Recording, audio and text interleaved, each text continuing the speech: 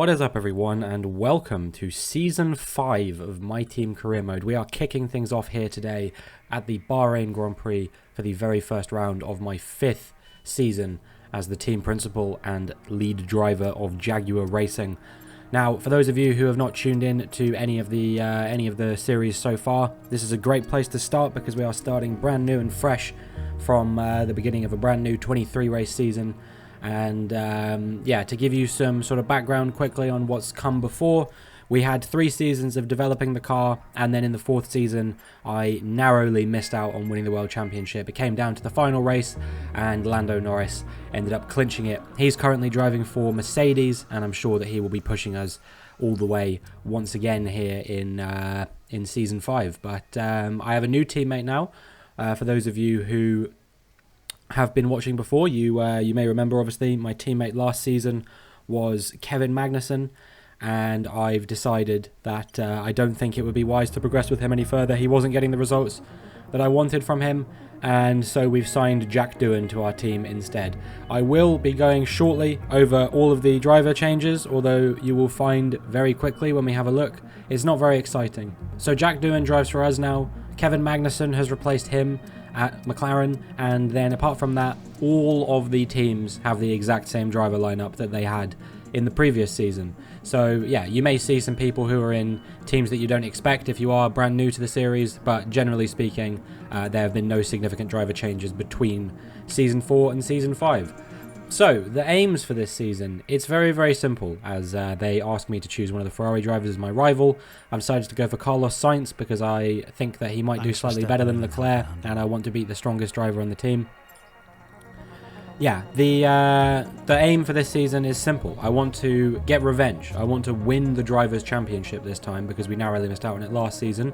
We did clinch P3 in the Constructors, which was pretty good, but I would like to go even further this time and aim for at least P2, maybe even the Constructors' Championship win. Who knows? It's going to be hard. We're going to have to push all the way, and we will see how we can do. For those of you who don't know how I operate when it comes to difficulty in this career mode, every time I win a rivalry, I bump up the difficulty by 1 point, and every time I lose a rivalry, I bump it down by 1 point. We started in Season 1 at 95, and I've won 9 rivalries and lost 4, so we're currently operating at 100 difficulty, which, believe me when I say, is not particularly easy. But yeah, I'm looking forward to the challenge over the course of the season. I'm sure there'll be some tracks where I'll be able to be competitive and others where I might not be so competitive, but that's very realistic because at this point, you know, a lot of the cars have developed quite a lot, so it really is just down to the driver. It's down to who has the driving pedigree to be able to fight for podiums and race wins and that kind of thing. And if you simply aren't fast enough, then you will find yourself all the way down at the back of the grid. You know, your car will not save you at this time when all the teams are so close in development. And I discovered that in practice. And that's it. When I found that my time off, it's been a couple weeks since I really played this game. Yes, I did do the league race at the weekend, of course, but apart from that, I have not really done any gameplay of this game since 2023. Sort of the second or third week of 2023. So yeah, it's taken me a little bit of time to reacclimatize to driving the car, and as a result, my practice time wasn't totally representative of where I'm at. But I'm hoping that having done those laps in practice, that I will be able to bring that performance forward into qualifying, and hopefully we can get ourselves at least into Q3, preferably sort of into the top 5, top 3, that kind of margin. Really mark out my championship aims early on in the season here in Bahrain, especially because this is a particularly strong track for me as well. So I would like to do well here. You know, we've got podiums and wins here in the past. I think it would be very, very good if we could do that again. So yeah, we do a 127.1 on our first flying lap on a fresh set of soft compound tyres, and then as we go around again, we feel a little bit more confident through some of the corners, and that allows us to improve by about 0.3 on another fresh set of soft compound tyres. So it's a 126.8 as we cross the line, and that puts us in P2. Nice to see. Nice to see that we're still fighting at the front end of the field. But obviously that's only Q1, and anything can happen between Q1 and Q2, and even going forward to Q3 as well. So yeah, I don't know. Albon there in P1. Doohan, meanwhile, doing a pretty good job getting himself into P6. So hopefully he'll be making it through to Q3 later on. And then the eliminations here are Sargent, Fittipaldi, Sonoda, Joe, Stroll, and De Vries. No real surprises there. I think all of those guys have been eliminated a lot in Q1 over the last few seasons, especially with the gap between the top 7 teams and the bottom 4. Which is starting to close now. Some of the teams are starting to close up, particularly Haas, I think, have mostly closed up at this point. So yeah, we will see what happens with that. We do our first flying lap of Q2 on a used set of soft compound tyres, so this probably won't be a particularly representative time. So it's a 1:27.3. I definitely think we can improve on that quite a bit, and yeah, we will see what we can do in our second flying lap of Q2, which will be performed on a fresh set of soft compound tyres once again. And you can see as we round at the final corner, we make up a lot of time. We're going to improve by around 0.6 of a second, so this should be a pretty good lap time, and it's a 1:26.7 this time, and that puts us P3. Okay, so everyone else is improving as well. That's what that suggests. If I've improved my time, but my position is worse, then I guess other people are improving as well. Dennis Hauger actually in P2 there, as Oscar Piastri goes fastest, gets P1. Doohan is through in P7 as well, so that's nice to see. Nico Hulkenberg making it through in the Haas, very impressive stuff, and Lawson narrowly missing out. Lawson, meanwhile, is eliminated, however, along with Gasly, Magnussen, Norris in the Mercedes, which is, you know, not what I expected to see, and then Perez and Ocon are the last two to be eliminated there. So Lando Norris, the reigning world champion, is knocked out in Q2 here today, and well, he won't be getting his championship defense after the best of starts, but maybe he can get himself back in the fight, who knows.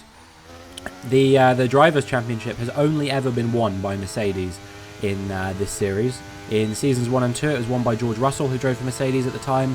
In season 3, it was won by Valtteri Bottas, who was drafted into the Mercedes to replace the retiring Lewis Hamilton. And then in season 4, it was won by Lando Norris, who is now a Mercedes driver. So on a used set of soft compound tyres there, we did a 1:27.0, and now we are going to be gunning for the best possible position we can get.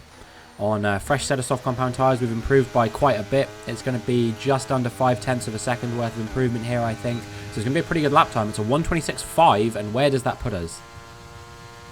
Only P4. Wow, I really thought we were going to be contending in P1 or P2 at worst, but no, it's P4.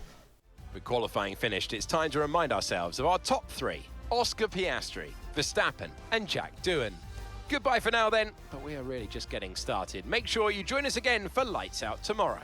Well, this is why we hired Jack Doohan to the team, because somehow, against all odds, despite the fact that he was nowhere near me in the first 2 qualifying sessions, in Q3 he has somehow shithoused his way in front of me into P3. Oscar Piastri and Max Verstappen will be the drivers starting on the front row of the grid, and then it will be an all-Jaguar row 2 on the grid, myself and Doohan lining up, and well, we'll have to see if Jack Doohan can maybe convert that into a podium challenge. I would love to see both of us up on the podium if it is possible, because I think that'd be a great way to mark out our chances of getting involved in maybe a Constructors' Championship fight as well. Who knows? Obviously, it's going to be difficult. There's a lot of really strong drivers on the grid, really strong driver pairings as well, especially if Hauger's performing at the level that he's been performing at recently. So we'll have to see how things unfold, whether we'll be able to contend with the cars in front of us. We look pretty close on pace, so we'll see what we can do as we get into the Bahrain Grand Prix. No more testing, no more practice. This is the real deal. And it's make or break here at round 1 of this year's Formula One World Championship. We'll be racing around 3.36 miles of the magnificent Bahrain International Circuit today. Keep an eye out for drivers locking the front left down into the tricky braking zone of turn 10. Off the back of a fantastic qualifying session, it's time to see how our starting grid looks like for today's race. Oscar Piastri lines up on pole position, and Max Verstappen lines up alongside. As we continue through the rest of the grid today, we have Doohan, Robinson, Hauger, Albon, Sainz, Leclerc, Russell, Hulkenberg, Liam Lawson, Gasly, Magnussen, Norris, Perez, Ocon, Sargent, Fittipaldi, Tsunoda, Joe, Stroll, and Nick de Vries rounds off the grid. Now, it's almost time for lights out, so let's go down to the track. I'm joined by Anthony Davidson at the start of a new season, and it is a clean slate. Absolutely anything is possible right now. We're into those tense few minutes before the first race then. Everyone's a little bit nervous about reliability. They haven't been running in the hot, turbulent wake of other cars in practice, and they've not been pushing at 100% for long durations. Let's hope no one has to deal with any nasty surprises. Well, we are down on the grid, getting ready to go for our very first race of the season. The personalised strategy is suggesting that I do hard, medium, so I think that's what we're going to attempt to do, and hopefully it will give us a bit more pace towards the back end of the Grand Prix, which will be able to fight with the cars around us. Let's get the car up to temperature on this lap, please. We're loading the gears, so let's go through them all if you can. I guess the converse strategy will be those who are on mediums right now will be ending on hards, and so at the very end of the race they will probably have a bit more pace and may start to come back towards us. So we'll need to do quite a lot of our sort of attacking towards the end of the first stint, I would imagine, and maybe towards the beginning of the second stint as well. Let's make sure we get the edge on the surrounding drivers as the lights go out. We definitely have the potential to get at least a podium here, if not even a win. You know how good my starts can be, so I'm very optimistic about my chances of getting onto the rostrum today. But we will see what we can do as the lights come on and the lights go out, and we've had a very good getaway compared to both Doohan and Piastri, both of them going backwards there completely. A very difficult start for both of them as they slip out of the top 5. Verstappen is through into the lead of the Bahrain Grand Prix off of the beginning there, and we have made our way up into P2. And it is an all-green top 3 as Dennis Hauger has made his way through into P3 as well. A very, very solid start from the Aston Martin driver there. You know, he was our teammate for 2 seasons, and now he is making headway in the Aston Martin. Really, maybe this will be the season that he starts to bring the fight to his much more experienced teammate Max Verstappen, but we will see whether that rings true or not. For now, I'm just going to try and do everything I can to stay with Max Verstappen, see if we can stay in his DRS range going into the third lap when the DRS will be enabled, and at that point maybe we can think about mounting a challenge for the race lead. But at the moment he's just slipping further and further away, and meanwhile his teammate Dennis Hauger is getting involved. He's going to try and go up the inside at turn 11. We squeeze him to the inside of the corner, and perhaps we squeeze him a bit too much there because we definitely made contact with him, and hopefully I didn't give him any damage, because that would really be a shame. You know, I'm still interested in his fortunes. He's a driver that I do like very much, and at some point, if he maybe gets his act together, we could think about re-signing him to the team, and you know, trying to help him maybe even win a championship or something like that. But at the moment, my emphasis is definitely on winning a Constructors' Championship for the team, and maybe winning myself a few Drivers' Championships, because obviously at this point in F1 22 I was already a Drivers' World Champion, and we were trying to do a championship defense, but this time I am definitely the hunter. And with Max Verstappen moving out of that DRS range, it is going to be very, very difficult to hunt down the victory today. We're looking at Charles Leclerc in the Ferrari coming out of the final couple of corners. He's had a big spin there, and that is going to harm his chances of scoring points today here in the Ferrari. But more than anything, what it might do is it might trigger some kind of safety car or a red flag, so we will see what happens. Clear. There's a yellow flag behind us for Leclerc's spin, and eventually you will find that that will be upgraded into a red flag, and that may be the worst possible thing that could have happened for our chance of doing well in this race. Now, I know what you're thinking. Oh, well, you're in second and you can change tyres. Yes, but I think a lot of people are going to change onto the hard compound tyres and go to the end of the race. But because I started on the hards, I'm going to have to go onto 2 sets of mediums, and that is going to have to be how I attempt to make it to the end of the race. It really, I don't think, is going to be a winning strategy here today, but we will see what we can do as the lights come on. And the lights go out once again. We've had a good getaway. A little bit better than Max Verstappen even, maybe, but I think he'll come back at us in that second phase. As soon as we pull alongside him, he starts to outdrag us a little bit more. But we are going to try and dive up the inside. We go really tight to the inside of the corner. We almost make contact with the front right of Max Verstappen, but somehow we do manage to squeeze through, and we are through into the lead of the Bahrain Grand Prix. George Russell has made his way into P3 ahead of Dennis Hauger. And I'll tell you who also has got ahead of Dennis Hauger, Liam Lawson. Where the hell has he come from? He's in P4 now off the restart there, which is an absolutely ridiculous position for a Williams car to find itself in. And hopefully Lawson will be able to take that and run with it and find himself maybe scoring a few points for Williams early on in the season. I'm sure he would be absolutely chuffed to bits with that, as now Max Verstappen tries to make his way through on me into the final couple of corners, but we just about fight back. It's held both of us up a treat, and I wouldn't be surprised if now I'm going to come under pressure from both Verstappen and Russell on the way down to turn 1. Here comes George Russell. He's going to try and make his way through on me. We're going to try and stay in the fight if we can. Dive back round the outside. We're wheel to wheel through the first couple of corners, but when it comes to the exit, we are just a little bit superior. And that outside line working very well for us there to give us a little bit more traction on the exit, and we are through back into P1 in the Bahrain Grand Prix. So 22 laps to try and defend this, but I think it's all going to go to hell in a handbasket once we pit. I think a lot of these cars will not be pitting. You can see that Lawson has started to fall down the order a little bit, and Carlos Sainz has made his way into P5. So he's the car I absolutely have to beat under all circumstances because he's my rival. And as we make our way onto lap 11 now, George Russell has made his way through into the lead of the Grand Prix, but hopefully we can fight him back. We're going to dummy to the inside. That's going to cause him to defend to the inside, which is going to give us the outside line, the line that we love so much at turn 4. Make sure not to go off the track, because that will force you to give up the position, and that has made it so that I am back through into P1. So yeah, we're not having everything our own way here. We're not breaking away from the cars behind, but that's pretty standard. I think you know, you come to expect that from a race that I'm involved in at this point. Just because I think the AI maybe on pace is a little bit faster than me, but in terms of my sort of I don't know, crafty tricks of defending a position and attacking and that kind of thing, I think that I may have the AI outfoxed a little bit in terms of intelligence. So that has allowed me to hold on to P1 despite the relentless attacks from George Russell. But I'm sure that will not be the end of the conversation between myself and George Russell. So we make our way now towards the end of lap 12, and you can see that George Russell is actually closing in before we even get to the final corner. And by the time we get there, he's a full car length ahead, and I just have to give up the position.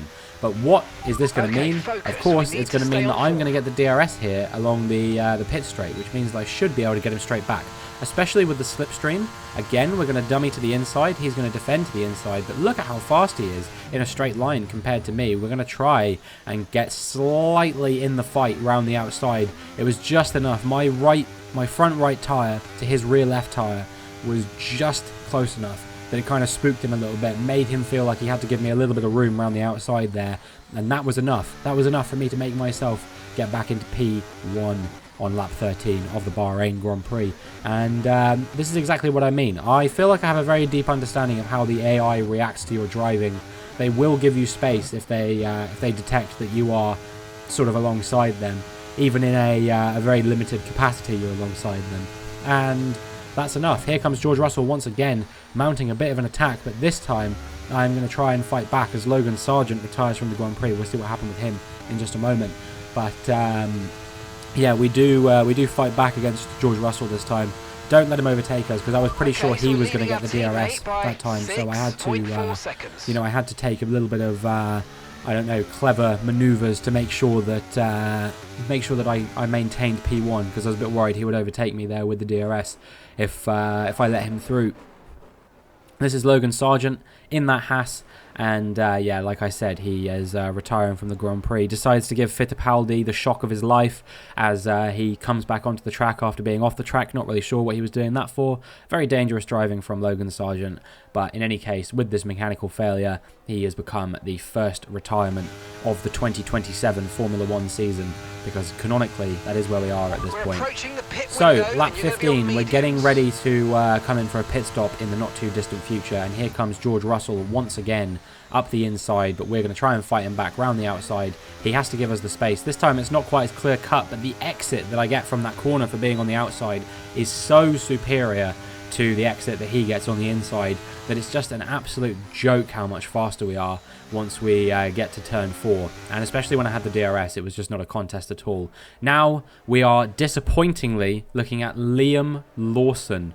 He was at one point running in P4 in this race. I think he was still either in the points or on the fringes of the points, but now he is retiring for the Bahrain Grand Prix. He becomes the second retirement of the race, and I mean, I am incredibly disappointed to see this. It would have been great to see him get some points in a Williams. It doesn't always happen, but it will not happen for him on this occasion, and I don't think Enzo Fittipaldi is really in a place to contend for points on this occasion. So, lap 17, we've come into our pit stop, and we are going to be going on to another set of medium compound tyres to the end of the Grand Prix. Okay, go, go, go. Now the problem here is that I was right, and the hard compound runners will not be stopping again. So anyone currently on a set of hards will not be stopping again. We are the lead driver that is making a pit stop in this race, and one thing I discovered is that I'm glad I pitted when I did, because Carlos Sainz was very close to jumping me. He did a pit stop as well, and yeah, he only was about a second behind me when we actually came out of the pits. So it was very close there, but I think I'm just about going to be able to keep him at bay, and we'll see how the rest of the stint unfolds.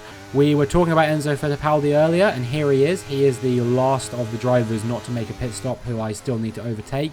And as we exit turn 13, I believe that is, we do out-traction him a little bit, but you can see he's actually fighting us back here a little bit. And this is going to be really bad for us. He's going to hold us up quite a lot. So we try and dive around the outside at turn 14 and 15. And now we are going to have the DRS, which should allow us to break away from him with relative ease here. I think Carlos Sainz will be able to get ahead of him as well, if I had to guess. And in fact, even Max Verstappen makes his way through as well. So Enzo Fittipaldi will definitely not be scoring points here today, even if there is another retirement up front. So 7 seconds is the gap to Esteban Ocon in front. It's going to take a big effort to try and catch him. And as we make our way onto lap number 21, you can see that I'm closing that gap quite quickly, which I'm quite happy about, because it means that we should be able to get ourselves back in a little bit of a fight towards the front of the field. Whether we can still win this race, I don't know. I don't think so. But yeah, Max Verstappen is going to try and make sure that wherever we finish, he finishes one position further ahead. We just about managed to defend from him there. And now as we make our way onto lap 22, you can see that we have finally caught up with Esteban Ocon. And we try and go for a move up the inside of turn 11, but we just don't quite manage to make it happen on this occasion. So yeah, that is a little bit frustrating, as we even made a bit of contact with him there. But at turn 13, we are going to we're going to dive around the outside of him, and yeah, that is going to allow us to make our way up into P10, and we're into the points once again. So whatever happens here, we should be scoring points now. And next up is my former teammate, the esteemed Kevin Magnussen. He did not have a particularly strong season for Jaguar, and now as he makes his way into the McLaren, once again he's just running in the fringes of the points, and we're going to see if we can get ahead of him as quickly as we possibly can. With the DRS, in the DRS zone on that occasion, we couldn't quite get close enough to think about going for a move there, but now we are a little bit closer as we make our way up the hill on the run to turn 4, dummy him to the inside. We're going to try and go around the outside at turn 4, and by the time we exit the corner, we are a full car length ahead of our former teammate and up into what I believe is P9. So hopefully we will continue making our way through the field and just making as many overtakes as we can to maximise our points output here. Next driver we're going to overtake, perhaps embarrassingly for him, is the pole sitter, Oscar Piastri, finding himself all the way down in P8. And since he's not on the right strategy necessarily, it's going to be P9 for him by the time I overtake him. So let's see if we can make our way through very, very quickly on him. We're going to have the DRS on him on the run into turn 4, and we're going to dive from a long way back. Talk about a cheeky move. That was something that I don't think anyone would go for. That is something that I probably should have been penalised for, quite frankly. We made a bit of contact with him, but we brute forced our way through, and now we're going to set our sights on Lando Norris ahead in the Mercedes. I don't know how, but somehow he's managed to make his way up from 14th on the grid to be in P7 towards the end of the race. But hopefully we can minimise the number of points that he scores, because, you know, I don't want him to have a big points haul at any point in this season, because at any point he could come back. And so we dive on him from a long way back. It's a bit of a cleaner move than we went for on his former teammate Oscar Piastri, but we have made our way through up into P7 nonetheless. And now we're going to try and get ahead of Pierre Gasly if we possibly can, because yeah, we're looking like we could still get a top 5, maybe even 4th place here by the looks of things. I think the top 3 of Russell, Hauger and Albon is going to be a little bit too difficult to catch, but I think feasibly I could still overtake my former teammate, or not my former teammate, my current teammate, that is Jack Doohan, of course. So we're going to dive round the outside of Pierre Gasly there, and we make our way up into P6. If we can get top 5 here, get double digits worth of points, I'll be very happy with that. Not only because it will give us a good points haul in the Drivers' Championship, and you know, it was a great comeback considering the strategy we were on, but also because I think it will put us in 2nd in the Constructors' Championship behind only Red Bull, who are at the moment looking like, if I can get ahead of Perez, it will be a P1 and P6 for them. So a pretty solid result for the team all round. But yeah, we'll see if we can get ahead of Sergio Perez sooner rather than later. And on the exit of turn 11, he has a bit of a wobble, and so we're going to go for a move up the inside, going through turn 12, and talk about a cheeky move. My goodness, what on earth was that? I don't know what I was thinking there, but somehow I've managed to pull it off. We made a bit of contact with him. Hopefully we didn't cause him any damage, but you know, I saw a gap, I went for it, and then he decided to close the gap. So yeah, I think that was a bit of a 50-50 there between myself and Sergio Perez, but either way, we're up into P5, and we've got 1.1 seconds as the gap to our teammate Jack Doohan. However, I think that Sergio Perez may have other ideas here, as he's going to try and dive back up the inside into turn 1, and we just about managed to defend from him there. So we'll see if we can set our sights on Jack Doohan, but I think with those attacks from Sergio Perez, we're just not quite going to be close enough. We don't have any battery left, we don't have the DRS, and so I think Jack Doohan is probably going to hold on to this P4. But it's been a very, very solid race, considering we were on a strategy which didn't work out for us in the end. I think P5 is a very solid recovery drive here, and I'm pretty happy with that. So yeah, we'll not be kicking off the season in quite the style I wanted to. I think if we'd have been on the right strategy there, we probably could have won the race. You know, if I'd started on those medium compound tyres, I think we would have been able to contend with George Russell and the other drivers to hopefully have got the victory here. But you know, that's how Formula One works out sometimes. Sometimes you're not on the right strategy, and you've just got to deal with the hand that you're dealt, and that's what we've done today. We've managed to come back from being P12 at one point after the pit stop phase, made up 7 positions, so I'm pretty happy with that. Yes, we were on superior tyres, but still, you know, the strategy just not quite working in our favour today, and we've made the best of a bad situation. So George Russell crosses the line to win the Bahrain Grand Prix, and we are going to follow shortly behind to take P5 at the flag. Brilliant stuff from Red Bull today. What a superb victory. Anthony Davidson, how do you think they were able to set themselves apart today? Well, time management probably played quite a large role in the outcome of this one. As ever, it's not just about speed, it's all about maintaining that speed consistently over a stint, over a race distance. So being able to keep up the lap times while still being smooth on the controls and gentle on the tyres, that's really where the race was won today. The drivers are en route to the podium as we speak. What a fantastic win for the Red Bull team. They've performed exceptionally today, keeping us firmly on the edge of our seats throughout the entirety of the race. Congratulations to everyone at the team. Well, George Russell will be kicking off the season in a way that I'm sure he'll be very chuffed with, because this didn't happen very often last season. You know, he made the switch to Red Bull, and it looked like it wasn't necessarily going to work out, as yeah, he really had a tough season last season, but maybe he's adjusted to life there a bit better, and he wins the Bahrain Grand Prix. He's flanked by my former teammate Dennis Hauger and Alex Albon, the former Red Bull driver. So let's have a quick look at how the drivers' standings have changed. George Russell takes the lead of the Drivers' Championship. After an incredible day of racing, who was your driver of the day, Ant? There's a few contenders, but George Russell definitely stood out, I think. A really solid drive from him today, and one I'm sure the fans enjoyed. It's time to check out the Constructors' standings. Red Bull take over as championship leaders. Been an absolutely wild weekend of Formula One action. I can't wait to see what's next. And I can't wait to see what's next either. If we can continually have races as a team which go this well, I think that's going to bode very well for us in the championship. 4th and 5th, not a bad result. We started 3rd and 4th. So I think when you look at that, it really doesn't look too bad. Honestly, we should have probably done a little bit better. I think Doohan, probably, if he'd have not had that shocking start, could have won this race, you know, because it was myself and Verstappen that were up there with him, as well as Oscar Piastri. So if, you know, Piastri, let's say Piastri still had that bad start, but Doohan had a better start, we would have been looking at Doohan probably winning this race, I would say. So, yeah, a little bit disappointing that that couldn't happen. But for him to still come back to P4, considering where he was at one point, I think it's a pretty solid result from him. And certainly a better debut than Kevin Magnussen had. I don't remember where Magnussen finished, but I remember distinctly Magnussen did not grab a podium all season last season. And I think his best result was either P4 or P5. So, yeah, Doohan already marking out his credentials, why he's better for us than Magnussen perhaps, and hopefully Doohan can go on to continue to have podiums and race wins as the season unfolds. I believe that he can, especially now that we have maxed out driver facilities as well. I think that he has a very good chance of doing exactly that. Next up, I believe, is the Saudi Arabian Grand Prix, back on the calendar. I think it was off the calendar last year, if I remember correctly, because I think the second race we did was Australia. But yeah, it's back for this season, and I'm hoping that we'll be able to get a pretty good result there. We typically go all right there. It's a track that I quite like. I do quite well, and I hope that this season will be no exception there. But you know, anything can happen, so we've got to be prepared for all eventualities.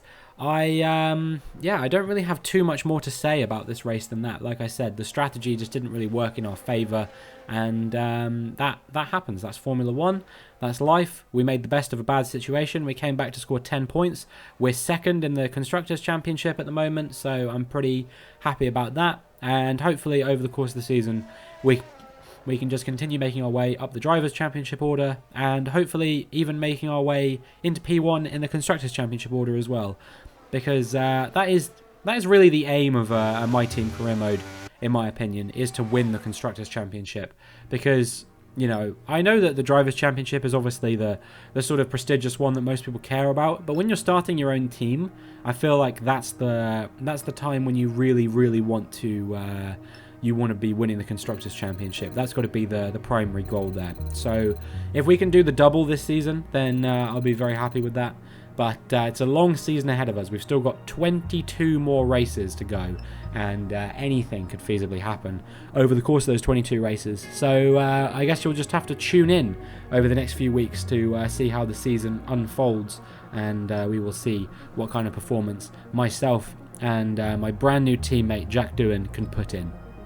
But that is going to be it for this video. So if you enjoyed, please make sure you like and subscribe. Next up is Saudi Arabia, and hopefully I will see you in the next one.